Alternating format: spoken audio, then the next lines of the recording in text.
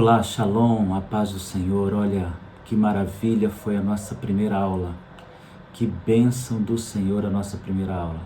E eu acredito que as outras não serão diferentes, serão igualmente poderosas e abençoadas, porque o nosso Deus está conosco nisso, gente. O nosso Deus está na direção de tudo isso. Então agora nós queremos viver o sobrenatural, queremos nos aprofundar no Espírito Santo de Deus, conhecer tudo sobre o Espírito Santo de Deus. Agora aqui vai um complemento da aula.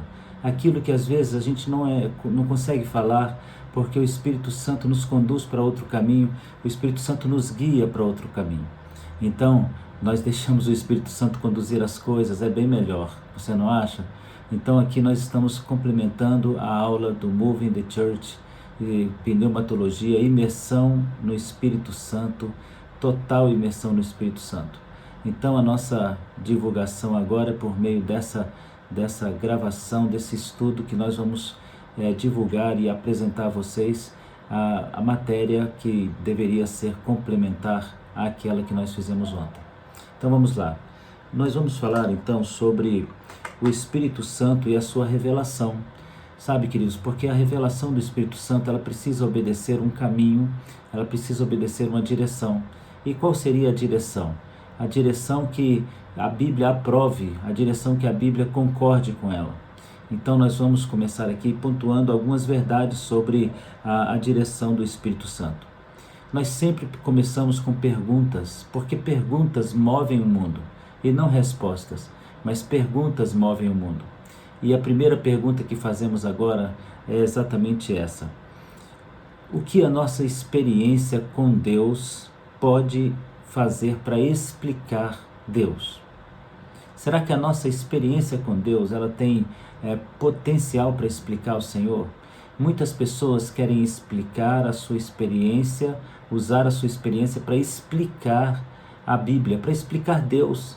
Mas é exatamente o contrário disso que a palavra nos ensina. A nossa Bíblia, ela nos coordena, nos ensina, nos ajuda a entender a vontade de Deus e não a nossa experiência. Nós não podemos colocar a nossa experiência como determinação para explicar Deus. Então veja, o que as nossas experiências com Deus podem explicar? Essa é a primeira pergunta.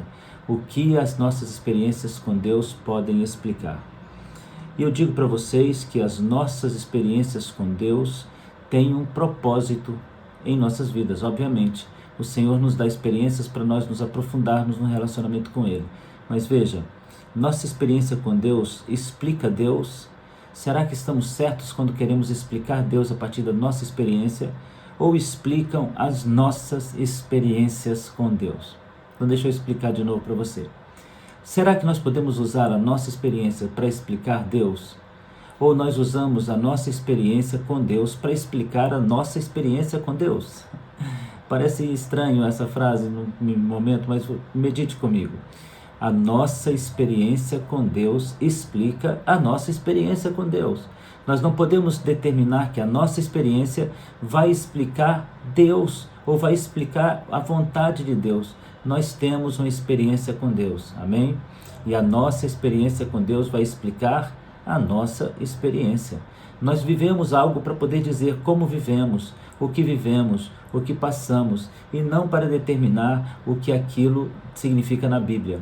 Então há uma regra de hermenêutica que diz que nós não podemos explicar as Escrituras a partir da nossa experiência pessoal. Não podemos explicar as Escrituras a partir da nossa experiência pessoal. Explicamos a nossa experiência pessoal como nossa experiência pessoal. Nós não podemos usar isso para determinar vontades, verdades. Por exemplo, o grande problema hoje das Escrituras vivida pelas pessoas as pessoas querem aceitar, entender e determinar que a variedade de línguas é um dom determinante para a confirmação do batismo no Espírito Santo. Mas não é isso que a Bíblia diz. Mas alguém diz, olha, a minha experiência, a experiência do meu pastor, a experiência de tantas pessoas foi essa. Então veja, as pessoas querem determinar a sua experiência para determinar princípios bíblicos. Não, gente, não pode, não é assim. Então, parafraseando a essa frase que eu acabei de dizer, a nossa experiência com Deus explica a nossa experiência com Deus. Eu posso dizer que o Pentecostes explica o Pentecostes. O Pentecostes explica o Espírito Santo?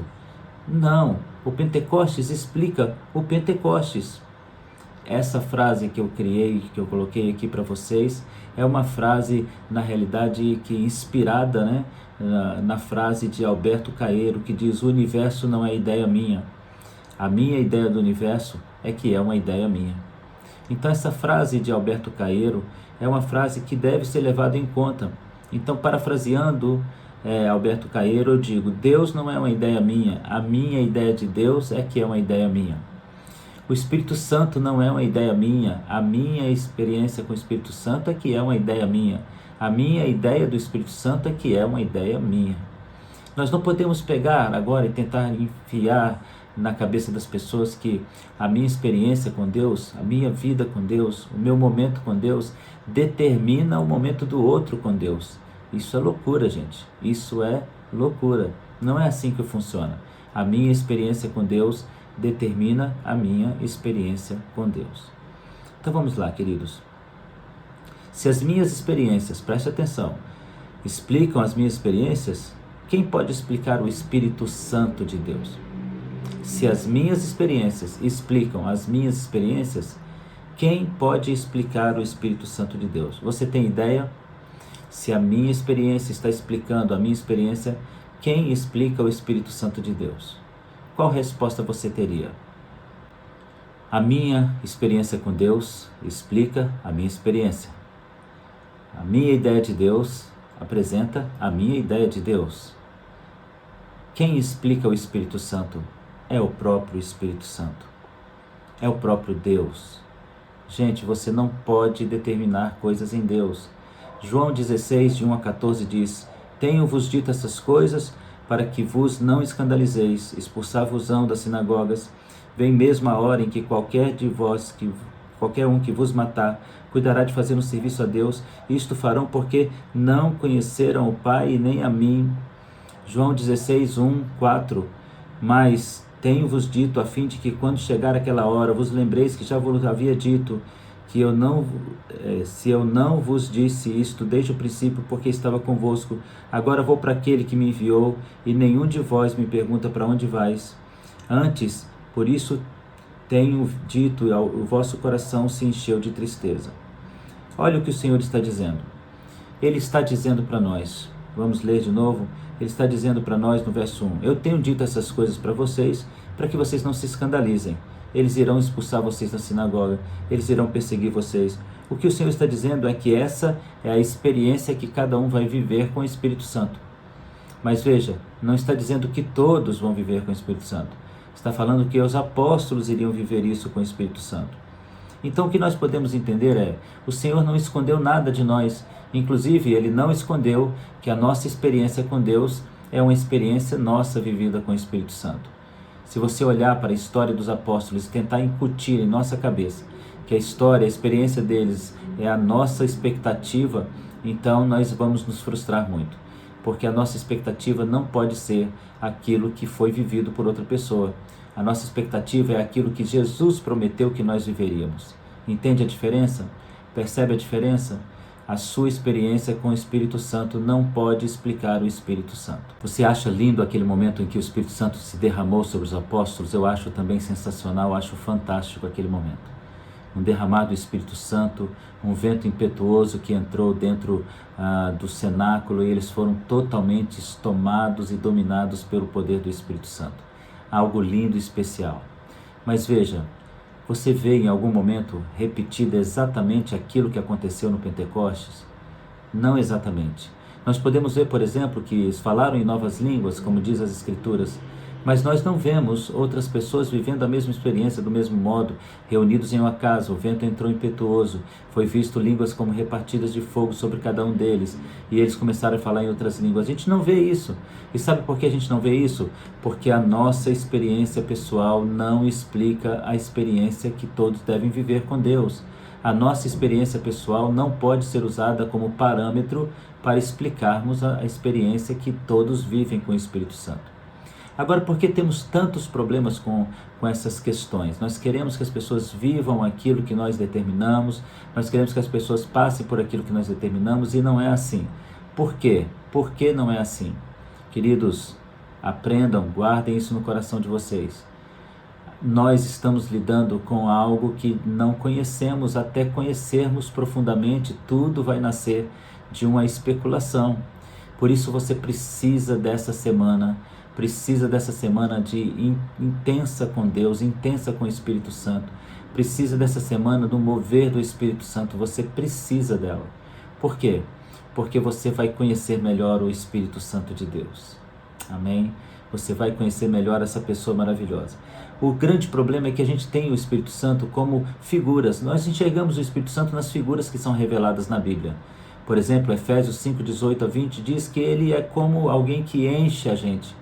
Então nós imaginamos que somos um recipiente recebendo um líquido celestial e o Espírito Santo passa a ser esse líquido celestial. Em Efésios 1,13 diz que nós somos selados com o Espírito Santo. E aí, mais uma vez, nossa imaginação vai longe e nós começamos a imaginar que o Senhor põe um selo em nós como põe um selo em uma carta real. A palavra do Senhor diz que, em Atos 2,3, que o fogo do Espírito Santo estava ali repartido sobre a cabeça dos irmãos e nós começamos a imaginar que o Espírito Santo é um fogo. Em João 1,32, o Espírito Santo aparece como pomba. Em Gálatas 5,22, o fruto do Espírito. Em 1 Samuel 16,13, óleo do Espírito Santo. Em Lucas 1,35, o poder do Espírito Santo. Em Atos 2,2, vento do Espírito Santo. E aí começam as nossas dúvidas, porque nós começamos a entender o Espírito Santo como uma coisa. Nós coisificamos o Espírito Santo de Deus. Mas o Espírito Santo de Deus não pode ser coisificado. Ele não é uma coisa, ele é uma pessoa. Amém? Ele é uma pessoa e deve ser adorado como pessoa que ele é. Em Atos, no capítulo 2, no verso 32, diz que todos perseveraram na doutrina dos apóstolos. E então nós entendemos que o ensinamento dos apóstolos poderá nos esclarecer tudo sobre o Espírito Santo. Tudo que ele deixou por meio dos apóstolos. Então nós vamos caminhar aqui na doutrina do Espírito Santo, na intensidade do Espírito Santo. Alguém ainda pode dizer assim: eu não preciso dos apóstolos para me explicar o que eu vivi. Sabe, eu não preciso, porque o que eu vivi e está valendo o que eu vivi. Mas não é assim, querido. Nós precisamos das informações do Espírito Santo que vem por meio dos apóstolos. 1 Coríntios 14, 36 a 38 diz, e há algo forte que o apóstolo Paulo vai dizer, porque o apóstolo Paulo agora vai repreender a turma dizendo algo muito sério. 1 Coríntios 14, 36 a 38. Porventura foi de vós que partiu a palavra de Deus, ou veio ela somente a vós? Se alguém se considera profeta ou espiritual, reconheça as coisas que escrevo, que são mandamentos do Senhor. Se alguém ignora isso, então seja ignorado. Olha o que o apóstolo Paulo está questionando. Na realidade, ele está sendo grosso demais, dizendo às pessoas: vocês estão escrevendo Bíblia? Essa é a pergunta que ele está fazendo.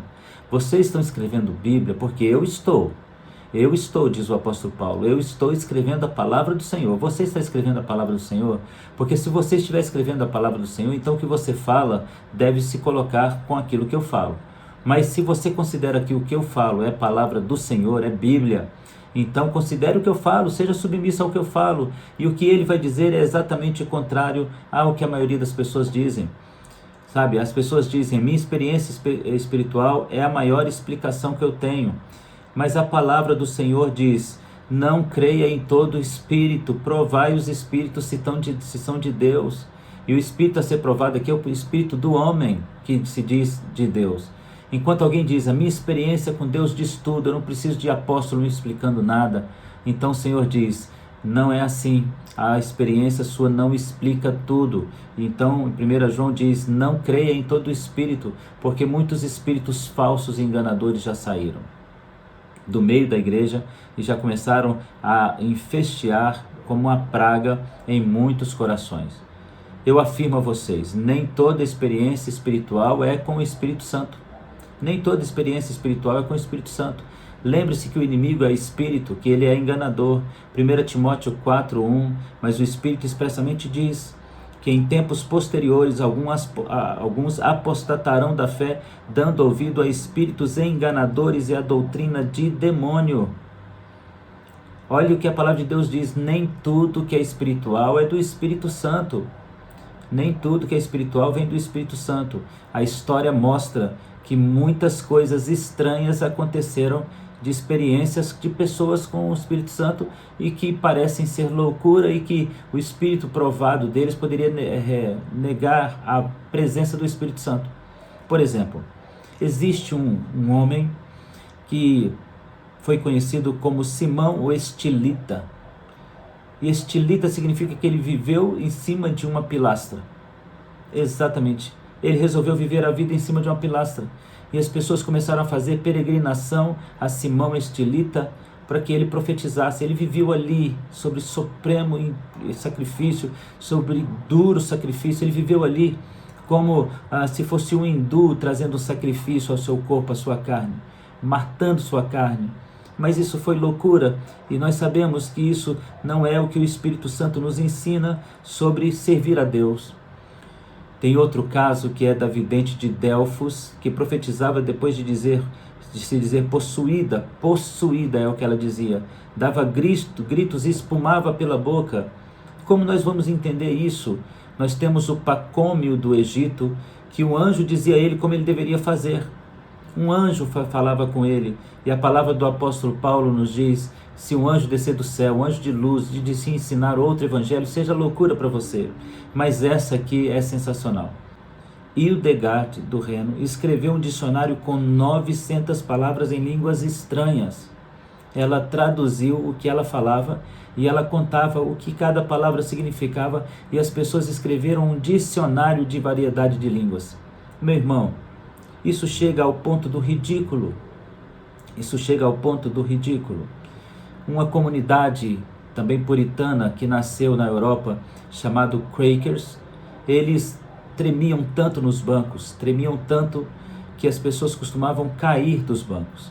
Mas os Quakers diziam-se possuídos de uma luz, dominados sem controle próprio, Mas o que nós podemos tirar de experiência disso, meu querido? Um outro exemplo muito interessante. Os Shakers acreditavam que Elizabeth Lee, a sua líder, era Jesus. E quando eles se reuniram, os Shakers, eles então eram tomados de extrema alegria enquanto bebiam e louvavam a Anne Elizabeth Lee. Meu Deus, onde é que nós estamos com a cabeça? Como nós podemos ter esse entendimento de que o Espírito Santo segue as nossas experiências? Guarde isso, a tua experiência pessoal não interfere, não determina a experiência de todos.